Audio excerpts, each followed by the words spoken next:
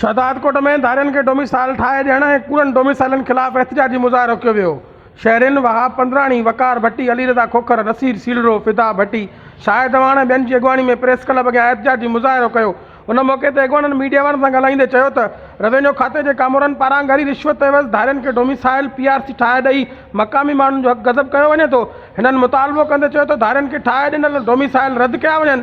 हिननि जो वधीक चवणो त सिंध जे मुख़्तलिफ़ ज़िलनि जीअं ज़िले कंबर शहदादकोट में डोमिसाइलनि जी बि जांच पड़ताल करे धारियनि जा ठाहे ॾिनल डोमिसाइल रद्द कया वञनि।